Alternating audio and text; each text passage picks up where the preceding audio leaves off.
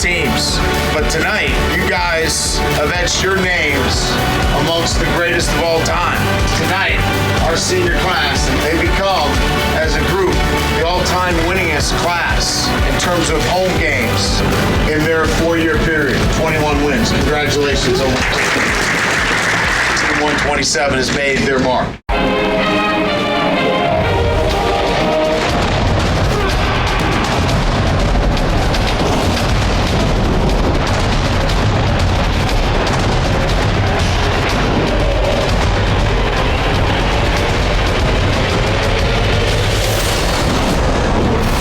Welcome, Irish fans, to this week's edition of Inside Notre Dame Football with Brian Kelly. I'm Jack Nolan.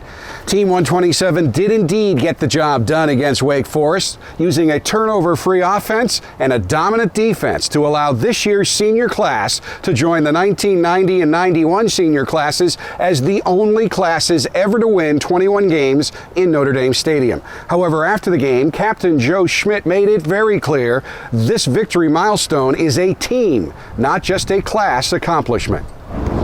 It really wasn't this senior class that just won these football games. You got to think about the people before us, the people that came in the classes after us. They contributed so much. I don't think anything can break this senior class. It's been arguments and things like that, but the next day we're brothers again. So we're definitely tight-knit. Coming up on Inside Notre Dame Football. He's growing. He's maturing. I mean, he was a young guy when he came here. Josh Adams wins it. Touchdown, Notre Dame, 98 yards. That's definitely something that, you don't see every day. I don't think it defines who I am, but it did set the direction of who I am. So I think it's what going back to Boston for me is about.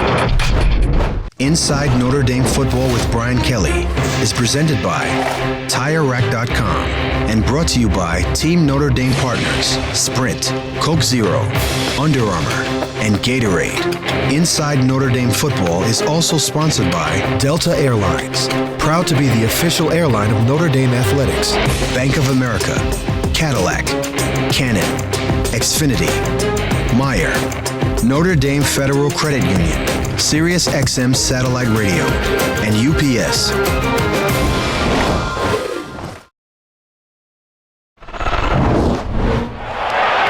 Kaiser just weaving his way and picking the holes to 6.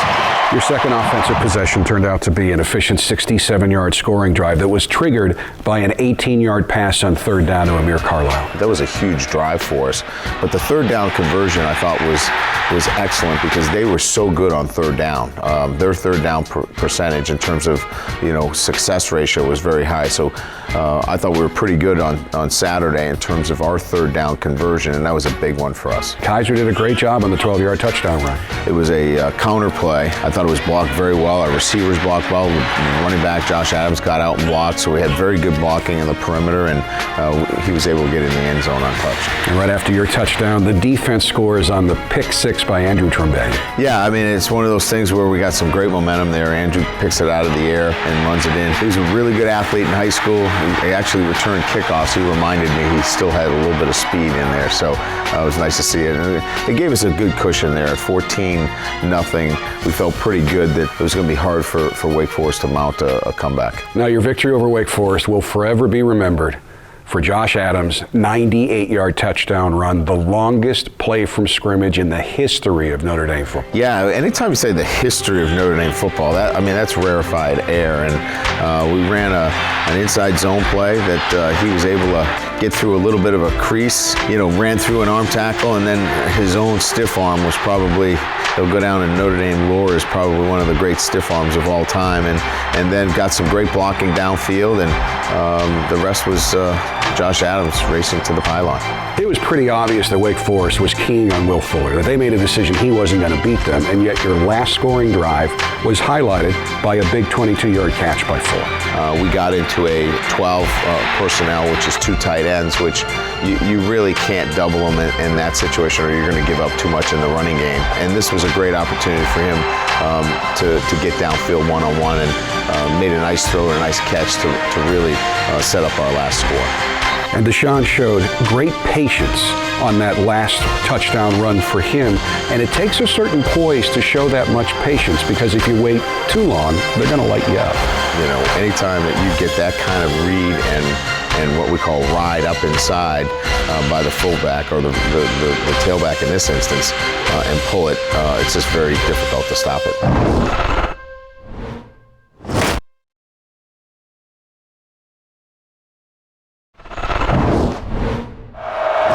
Wolford again. The pocket collapses and O'Goray's there. Who stood out for you on defense yesterday? Well, you know, the normal cast of characters. I think you'd start with Sheldon Day, Jalen Smith. Both those guys are outstanding again. Romeo had a couple of sacks. And I think our secondary played much better. I thought they did a nice job. When you talk about Romeo, here's a young man who in your last 5 games has 8 sacks and actually 3 yesterday. What has been the trigger to his effectiveness getting to the quarterback? You know, he's growing, he's maturing. I mean, he was a young guy when he came here, very raw as a player. I just think, you know, learning the position. I think Coach Gilmore's done a great job in giving him just 2 things to work on. You know, not having a bunch of different pass rush moves. I think that development is just happening in front of our eyes. The 2015 Notre Dame football team is having one of the most productive offensive seasons in Notre Dame history. The numbers against Wake Forest were not big. Is that a concern at all for you? No, I mean, again, we only had 49 snaps. I think if you look at the number of snaps that we had, I mean, that's probably about what you would have offensively. Yeah, I think there's probably a couple things that we'll do a little bit differently, but there's nothing that concerns me about what we're doing offensively. We'll probably go back and look at a couple things that we probably should have done differently moving forward. But maybe the most important thing your offense did against Wake Forest was not turn the ball over. You've never lost here as a coach when your team hasn't turned the ball over. Yeah, I wish we could duplicate that each and every week. Deshaun is obviously very aware of turnovers and how they can adversely affect what we're doing on a day-to-day basis. But you know, he threw the ball away when he needed to. He was very smart with the football. Another game like that is just goes to his maturity. As just an 8-game starter. It's just amazing. There have been 3 undefeated home seasons in Notre Dame football in the last 26 years. And 2 of them are in the last 4 years. What does that say about both this year's team and this program right now? We clearly have established a consistency within our program in terms of protecting the house. Our kids understand the routine. You have to protect what's yours, and our guys really take that seriously.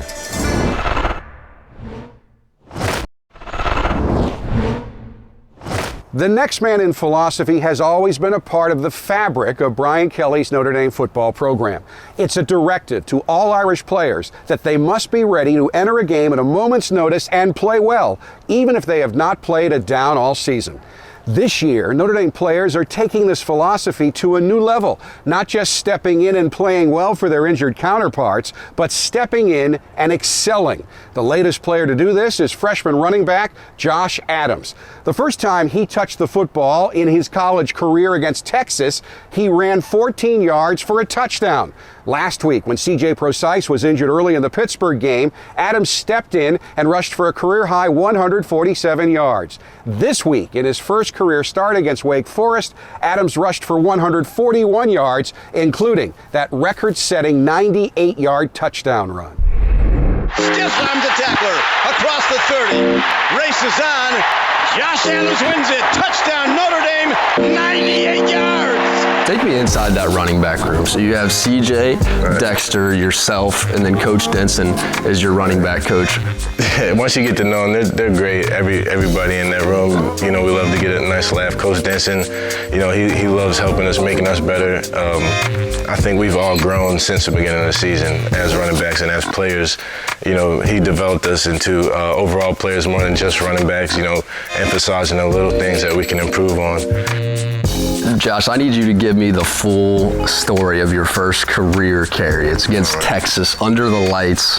How do you remember it? T goes down, Coach Denson comes up to me, he's like, be ready. And I'm like, be ready, like it's only the second quarter. Like I didn't expect to even like see the field, let alone the first game, the second quarter. Of his career, and he is into the end zone. Josh Adams on his first carry of his Notre Dame career. The whole game, I was just locked in to CJ. He was just ripping it up, and another first he needed a break. So I was like, damn, I guess I gotta go in now. The atmosphere of the building, it was just so much adrenaline rushing through me. And when he came off the field, you know, I just sprinted onto the field. I didn't even look back for the play. You know, I'm supposed to look at the play. I just sprinted on the field. I think Coach Denson, was calling me from that side, but I was just locked into to CJ, and when he gets that helmet tap, I knew I had to be ready and just run on the field. Notre Dame runs, turning wide, turning up, turning in. Touchdown, Josh Adams. Give me the lowdown on the Pittsburgh game, man. How was it? Pittsburgh was good. I mean, that was the second time I got to be back home in PA. The second time ever I played in a professional stadium. That's just, not everyone gets to do that. So that's definitely something special. Bad news for the Fighting Irish during the break between quarters. Really, when it's next man in, it really is like next man in. You gotta be ready and you gotta be prepared. Hey, get on it. You got on it? Yeah. Okay, good. Way to get on it. When I went in, the linemen were like, all right, you got this. Like, stay focused. They kept telling me, like, every time I went in, stay focused. I was like, man, you guys make me more nervous. Like, first, they give the ball up the middle to Josh Adams, and Josh Adams runs through everybody. 147 yards, one short of the all-time record for a true freshman at Notre Dame. That's Josh Adams. And getting the game ball. Right, getting the game ball. I didn't expect to get the game ball. Like, to me, it was like I did something minor. Will Fuller over 1,000 rushing yards. Deshaun broke a passing record. The defense played great as usual. So I didn't think I was getting the game ball. I thought I was just, contributing, doing what I could. I gave it to my mom to frame because that's definitely something that, you don't see every day. It's just amazing. Yeah. First car you ever drove? Suburban. Favorite class? Anthropology. One thing the public would be surprised to learn about you? Extremely flexible. Favorite spot at Notre Dame? The Dome. Player on the team most like you? Corey Robinson. Best nickname on the team and who has it? Gawap, John Montellis. What is your pregame routine? Classical music. Assistant coach who's most like Coach Kelly? Definitely Coach Longo, they're brothers. Jalen Smith. Fast. Toughest player to tackle on the team? Amir Carlisle, he's tiny. Best singer on the team? No one. Best dancer on the team? Again, nobody. Best comedian on the team? Jay Hayes. Best dresser on the team?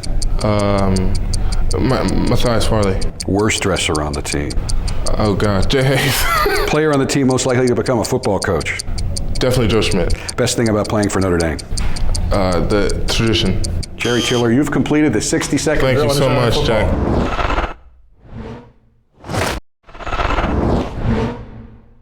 Boston area native Brian Kelly will get to do something this Saturday many of us only get to dream about. He will get to make a high-profile return home as one of the most successful people in his profession when he leads the Fighting Irish onto the field at iconic Fenway Park as Notre Dame's head football coach. This summer, Coach Kelly was invited to throw out the first pitch at a Red Sox game, and Fighting Irish media tagged along. This is really about childhood memories more than it is anything else. I don't think it defines who I am, but it did set the direction of who I am. So I think it's more about formative years for me. I think that's what going back to Boston for me is about. Today's program scorecard lineup, only $1. You're going to get a free Brady Bumpus sticking with the program today. As kids, we used to go to Fenway. My father would take my brother and I, and that would be our first venture into the big city. That was always, a pretty memorable experience. Fenway was a big part of our lives. Well, it was my first game with my father there. My father took me to my first game, and a foul ball hit the seat that I was sitting in. I never got it, but I had a chance if I could have reacted a little better, and that was a long time ago, but it was a special treat for me, and I know Brian's first trip there was a special treat for him. The first one was 75 World Series. When you're 14 years old and you're sitting down on the first baseline and it's the World Series, that's pretty significant. So I vividly remember coming in the ballpark, and the first thing that you remember when you come into Fenway is how green everything is. It's like incredibly green when you walk up the concourse and come in here to Fenway Park. It was the first game between the Boston Red Sox and the Cincinnati Reds. We were sitting down here on the first baseline, about 15 rows up, and we got here early. Alciante will face the talented young Ken Griffey. There's a high fly ball. Ken Griffey hit a foul ball into the stands, and I had just reached up and caught the ball barehanded like it was nothing to it, and sat down, and I got a baseball in my hand. I'm as shocked as everybody else is. That's something that a teenager takes notice.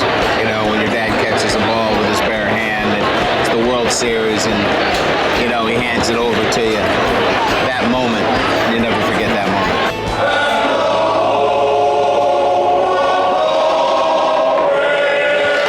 Brian's making a return trip to Boston as the head coach of Notre Dame. I still have trouble saying that when I hear that. Brian's the head coach at Notre Dame. Wow. You know, it doesn't get old. It'll be great. I'm so proud of Brian that whatever he does doesn't surprise me anymore. Won't you please welcome the man who was born in Everett, raised in Chelsea, and is now the head football coach for the University of Notre Dame. Welcome home, Brian Kelly. It's exciting, obviously. Just, you know, the tradition and the history, you know, matches a lot of that of Notre Dame. We look to try to play in those iconic venues. We got to take a selfie.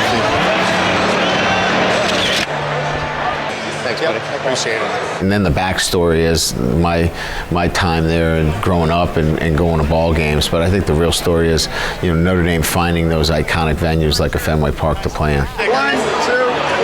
Awesome. Good luck. Thanks, man. Great. All right.